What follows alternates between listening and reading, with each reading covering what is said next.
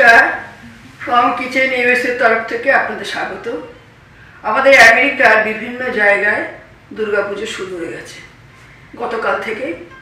আমরা আটলান্টায় থাকি, আটলান্টাতেও শুরু হয়েছে, বিভিন্ন অনুষ্ঠান হচ্ছে, লাইভ অনুষ্ঠানের মধ্য দিয়ে দেখতে পাচ্ছি। আমাদেরও শুরু হয়েছে এখানে অনেক জায়গায়। আমাদের নিজেদের যে অর্গানাইজেশন সেটা আগামী সপ্তাহে শুরু হবে শুক্রবার থেকে।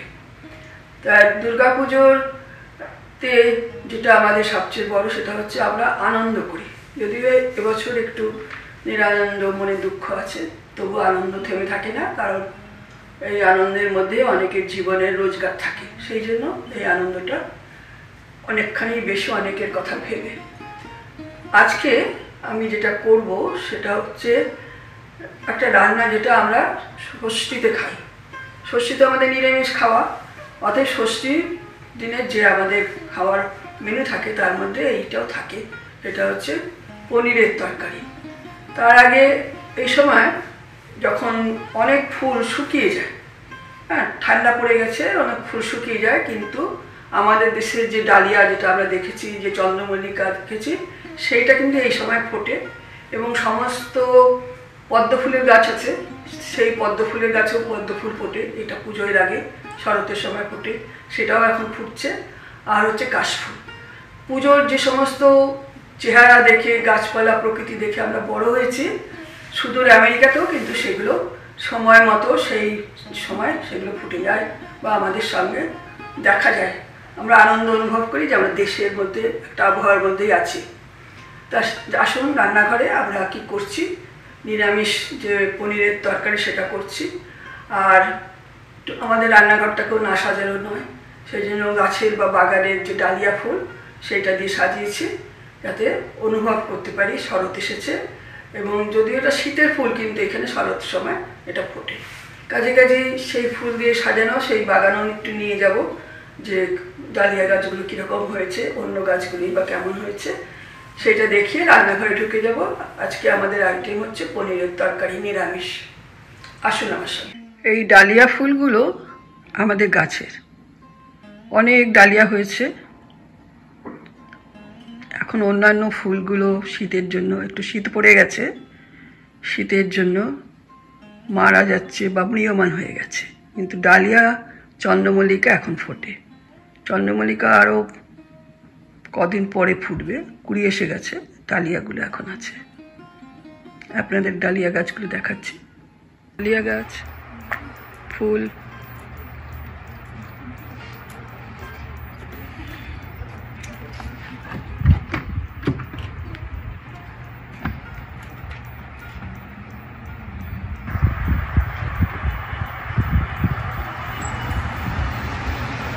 ডালিয়া অন্য কালারের, এটা লাইট ভায়োলেট।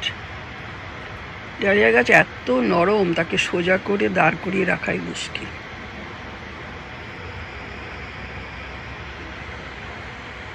এখান থেকে ফুল নিয়েই ফ্লাওয়ার ভাসে রেখেছি। গাঁদা, এখন গাঁদা ফুল খুব ফুটছে। হরিণের উৎপাতে রাখা যায় না। এখানে আমি 10টা গাঁদা গাছ লাগিয়েছিলাম, 3বার হরিণ সব খেয়ে নিয়েছে। এখন এই 2টো আছে, তাতে ফুল। এখানে ভর্তি গাঁদা গাছ লাগিয়েছিলাম, সব হরিণ খেয়ে নিয়েছে। মাত্র 2টো, তাতেই প্রচুর ফুল হচ্ছে। এই ফুলটা যখন মানে বসন্ত আসে প্রথম দিকেই খুব ফুটে, একবারে পাতা দেখা যায় না। এখন সবার মরে যায়, কিন্তু বোধহয় আমার যত্নে তারা আবার ফুটছে। গাছগুলো মরো মরো হয়ে গেছে, কিন্তু ফুল ফুটেছে অনেক। এই হচ্ছে আমার মোরগ ফুল। মোরগ ফুল,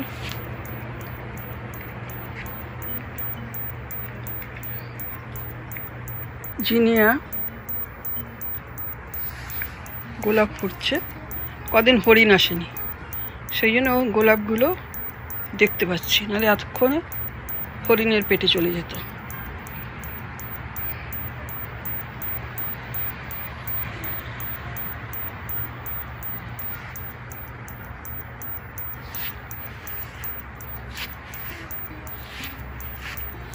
এই একটা ডালিয়া টবে ফুটছে,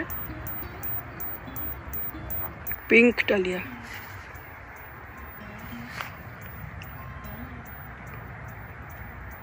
তো ফুলের গাছ, ফুল তুলে ঠাকুরকে দিয়েছি কতগুলো, ভর্তি কুড়ি। সেপ্টেম্বরের শেষ থেকেই পদ্ম ফুল এখানে আসতে শুরু করে। আমাদের দেশে যেমন দুর্গা পুজোর সময় শরৎকালে অটামে আসে, এখানে সেই সময়, এখানেও অটাম, প্রচুর ফুল হয়। পেরেনিয়াল, প্রত্যেক বছর শীতে মরে যাবে, আবার হবে।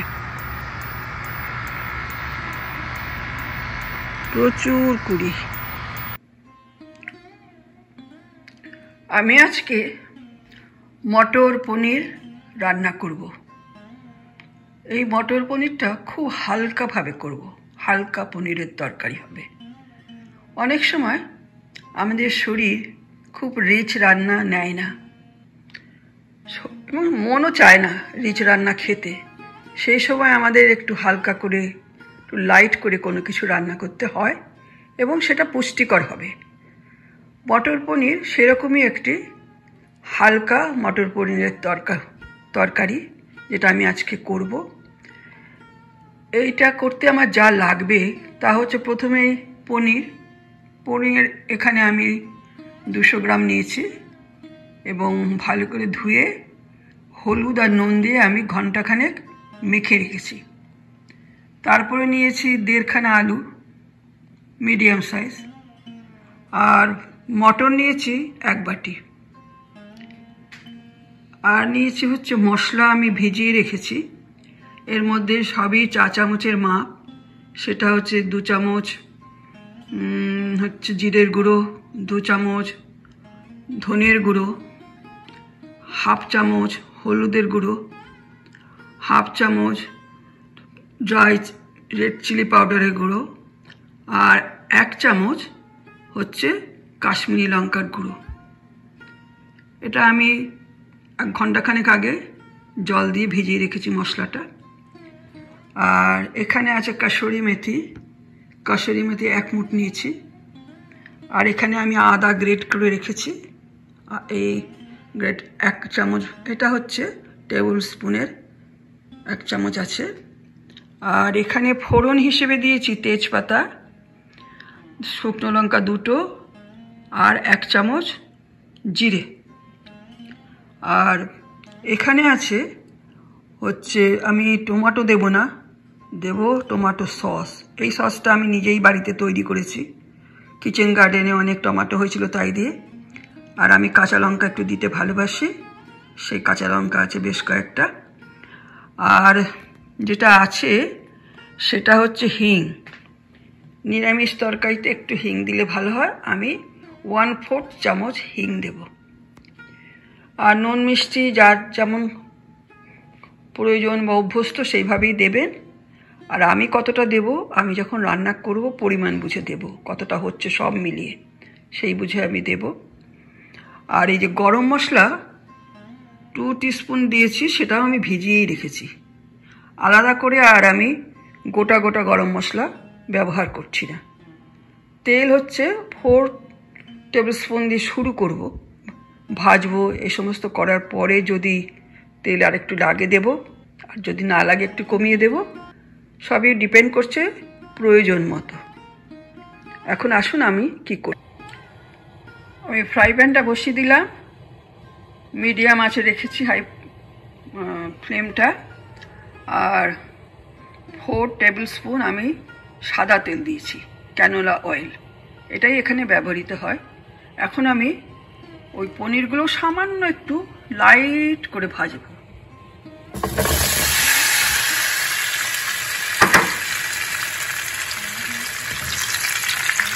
সামান্য করে ভাজবো।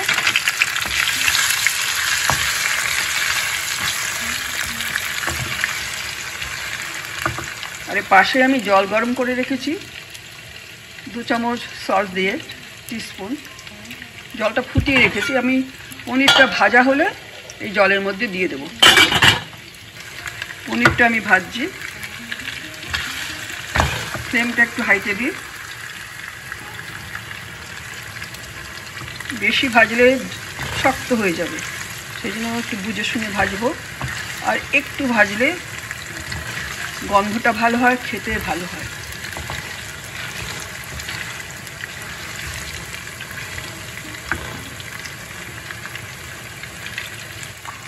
পনিরটা ভাজা হয়ে গেছে। এখন আমি গরম জল, ফোটানো গরম জলের মধ্যে দিয়ে দিচ্ছি।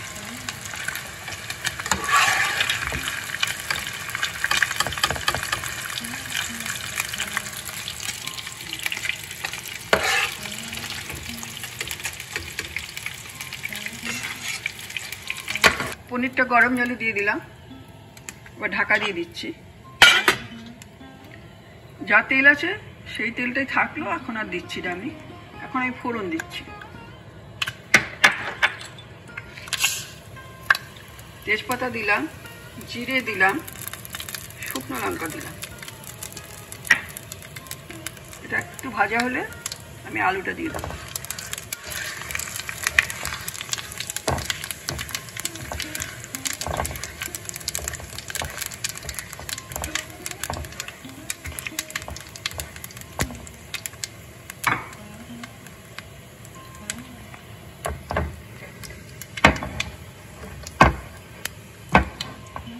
জিরেটা একটু লালচে হয়েছে, এখন আমি আলুটা দিয়ে দিচ্ছি।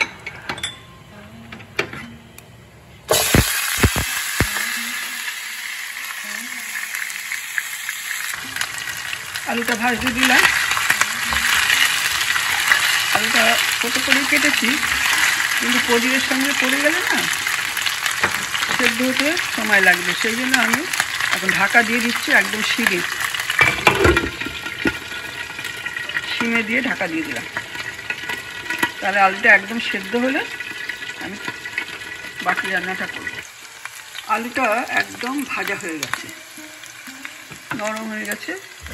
পনির পড়লে আর সেদ্ধ না হবার কোনো প্রবলেম থাকবে না। এখন আমি মটরশুঁটিটা দিয়ে দিচ্ছি।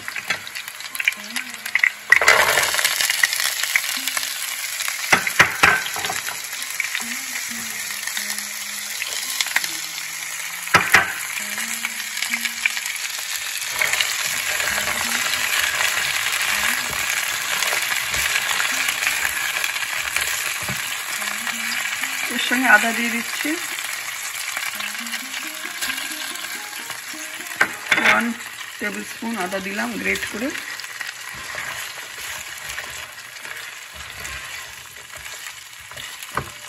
ফ্লেমটা একটু বাড়িয়ে দিই। আর এখন একটু হিং দিয়ে দিচ্ছি।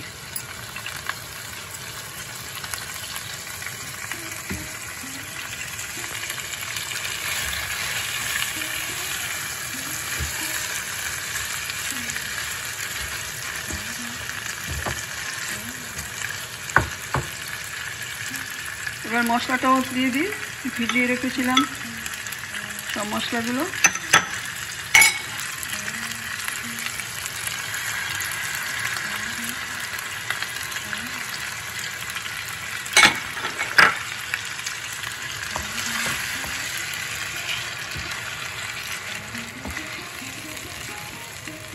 এতে হলুদ দিইনি, হলুদটা হাফ চামচ দিয়ে দিচ্ছি। মশলাটা ভালো করে ভাজার জন্য, যাতে মশলাটা খুব ভালো ভাজা হয়, সেই জন্য একটু গরম জল দিলাম অল্প করে।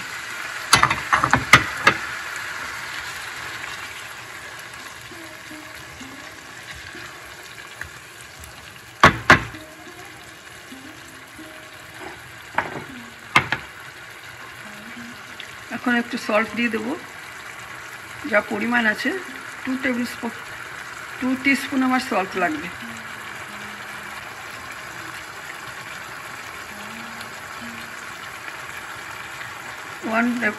ওয়ান টিস্পুন সল্ট দিলাম।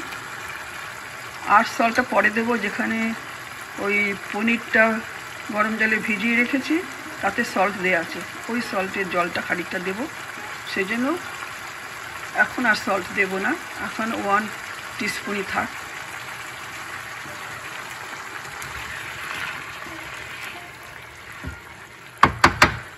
ঢাকা দিয়ে দিয়ে মশলাটা ভাজি।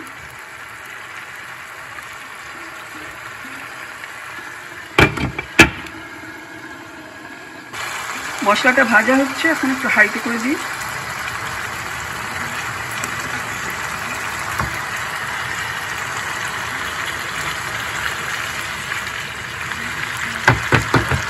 তেল বেরোচ্ছে, কিন্তু আর একটু জল দিয়ে আর একটু কষাবো।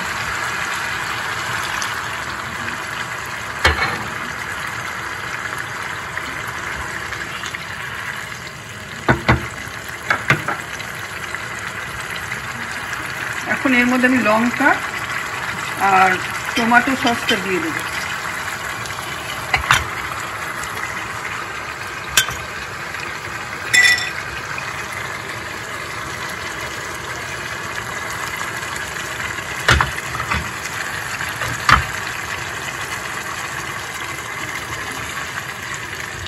আমি টমেটো কিন্তু আর দিইনি, টমেটো সস দিলাম। এই সসটা আমি বাড়িতে তৈরি করেছি, আপনাদের দেখিয়েছিলাম। কিচেন গার্ডেনের প্রচুর টমেটো দিয়ে ঠিক করে আমি টমেটো সস 5 কিলো টমেটো দিয়ে আমি সসটা তৈরি করেছিলাম।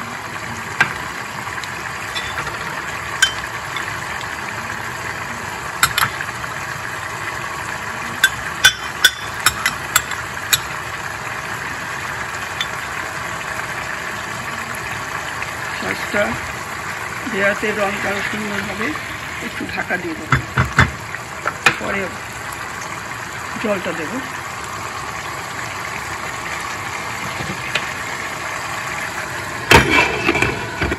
সিম করে দিলাম, আর মশলাটা একদম রেডি হয়ে গেছে, ভালো করে কষানো হয়ে গেছে, একদম তেল বেরিয়ে গেছে উপর দিয়ে। এখন আমি জল দিয়ে দেবো, ঝোলের জন্য জলটা দিয়ে দেবো। পাতলা হবে, একটু ঝোল থাকবে।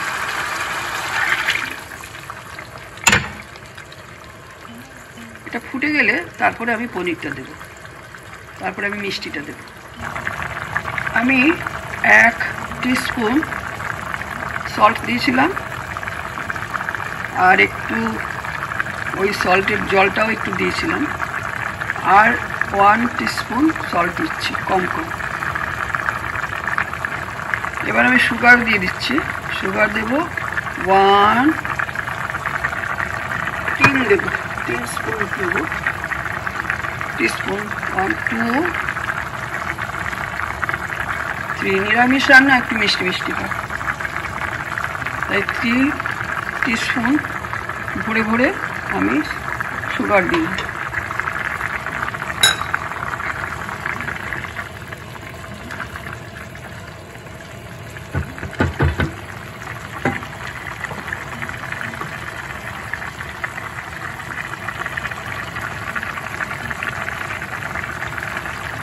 বেশি ফোটাবো না।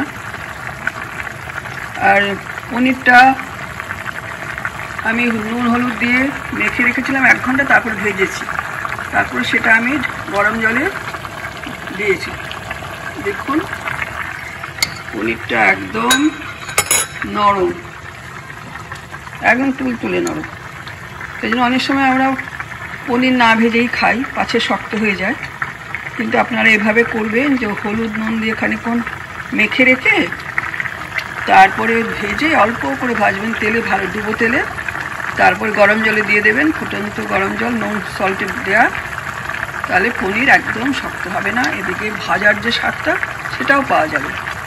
আমার তরকারি প্রায় হয়ে এসছে, একটুখানি মাখো মাখো করি, একদম ঝোল থাকবে যেহেতু হালকা রান্না করছি। আর ভয় পাবেন না রং দেখে, এটা কাশ্মীরি লঙ্কার রং, ঝাল নয়। আর আমি গোটা লঙ্কা যেটা দিয়েছি এটা গোটা, ভাঙার কোনো ব্যাপার নেই, এটা খুব ঝাল নয়, স্বাদের জন্য যেইটুকু ঝাল সেইটুকুই আমি দেব। আমার পনিরের তরকারি একদম হয়ে গেছে। এখন আমি কাসুরি মেথিটা একটু গুঁড়ো গুঁড়ো করে দিচ্ছি।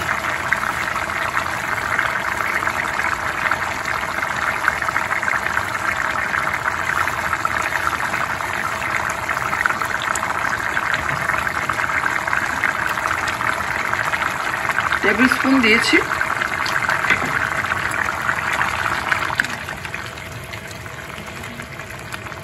পনির একদম নরম,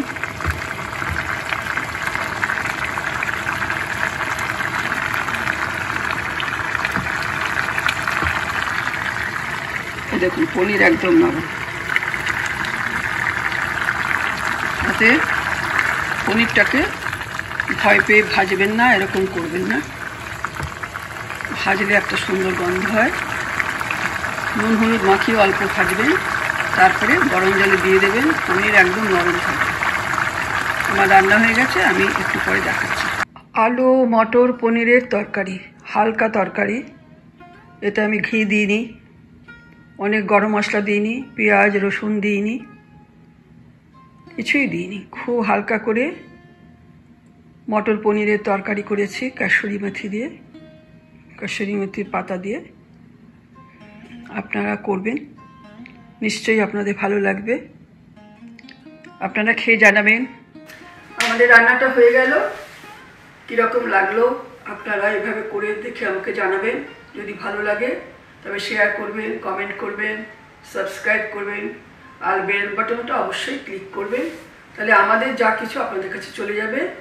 আরেকটা যেটা ব্যাপার, সেটা হচ্ছে এবার ভেবেছিলাম যে আমরা বেড়াবার কিছু দেব, যেমন আমার জামাই এবং নাতনি গিয়েছিল গ্র্যান্ড ক্যানিয়নে, কিন্তু এখন পুজোর মরশুম, ওইটা অনেক বড় ভিডিও, তাকে এডিটিং করা, তাকে দেবার মতো তৈরি করা একটু সময় লাগবে। কিন্তু এখন প্রতিদিনই আমাদের বিভিন্ন দুর্গাপুজোয় বেরিয়ে যেতে হবে, কাছে কাছে আর কয়েক সপ্তাহ বাদ থেকে দেওয়াটা শুরু করব আমাদের বেড়ানোর ব্যাপারটা।